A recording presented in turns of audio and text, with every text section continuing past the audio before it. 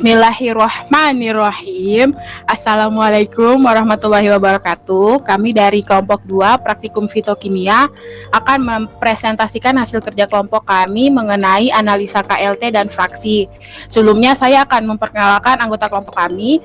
Yang pertama ada Sekar Larasati, yang kedua ada saya sendiri Delvi Fitria Ramadhani, yang ketiga ada Naimatul Nur Anissa, yang keempat ada Dinda Anissa Rosanti Dewi. Kita langsung masuk ke materinya. Penyampaian pertama akan disampaikan oleh Sekar.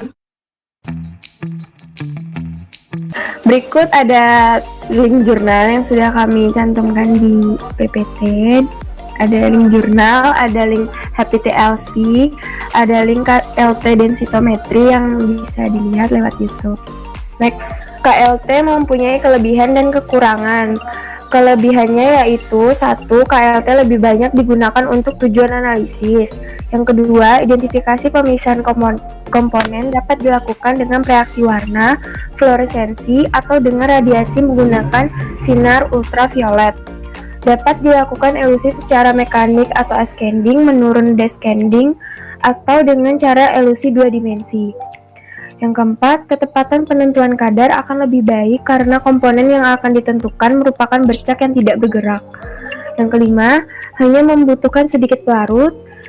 Yang keenam, biaya yang dibutuhkan terjangkau, dapat untuk memisahkan senyawa hidrofobik atau lipid dan hidrokarbon yang dengan metode kertas tidak bisa.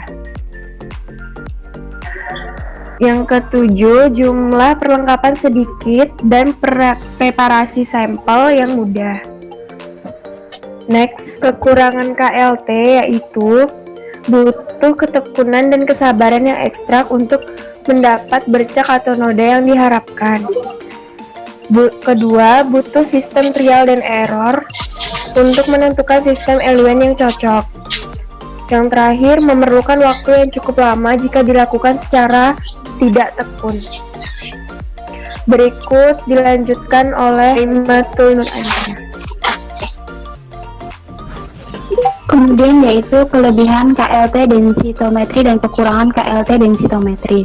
Untuk kelebihannya yaitu metode KLT densitometri ini memiliki beberapa kelebihan yang memiliki spesifikasitas yang tinggi, dapat dipercaya, pengerjaannya relatif mudah dan cepat, biaya pengoperasian relatif murah, polaritas parut dan parut campuran dapat diubah dalam waktu yang singkat dan dalam jumlah parut yang digunakan. Untuk kekurangannya yaitu untuk kelemahan pada KLT densitometri yaitu terdapat pada cara kerja scanning pengujian kuantitatif karena waktu yang lebih lama, akan tetapi ketelitian pengukuran lebih terjamin. Next, untuk kelebihan HPTLC yaitu yang pertama, cara deteksinya bercak pada lempeng lebih banyak pilihan daripada HPLC walaupun dengan reaksi warna. Untuk yang kedua, pemisahan yang terjadi pada HPTLC lebih dari 10 menit, sedangkan HPLC mungkin 5 menit sudah selesai. Untuk yang ketiga, ketelitian dan ketepatan mendeteksi HPLC. Untuk yang keempat yaitu mengingat kelebihan parameter-parameter kerja tersebut, HPTLC memiliki efisien pemisahan yang lebih baik dibanding TLC konvensional.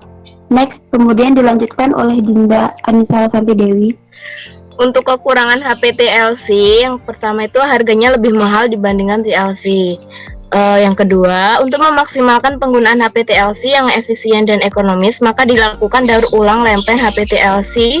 Kemudian, lempeng hasil daur ulang dievaluasi untuk mengetahui sejauh mana lempeng daur ulang dapat digunakan untuk analisis kualitatif maupun kuantitatif.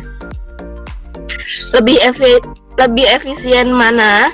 Menurut kelompok kami, dalam mengidentifikasi senyawa pada suatu sampel yang lebih efisien dan efektif adalah KLT densitometri, dikarenakan pengerjaan yang relatif mudah dan cepat, pelarut yang digunakan sedikit, dan spesifikasinya yang tinggi.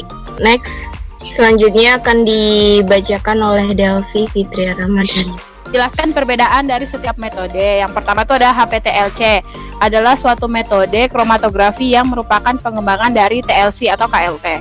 Yang hal yang dikembangkan adalah fase diam atau stationary fase dari instrumen yang diharapkan menghasilkan daya pisah yang lebih baik dari TLC atau KLT, baik dilihat dari hasil, efisiensi waktu dan biaya. Kemudian ada KLT densitometri yang merupakan metode analisis instrumental yang didasarkan pada interaksi radiasi elektromagnetik dengan analit yang merupakan bercak pada kromatografi lapis tipis.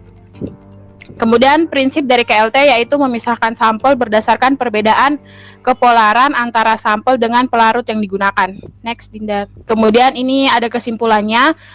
Jadi berdasarkan diskusi kelompok kami, dengan metode KLT densitometri akan lebih efisien digunakan daripada KLT biasa dan HPTLC. Sekian dari kelompok kami.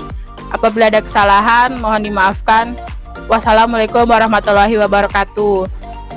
Take me home, I'm falling.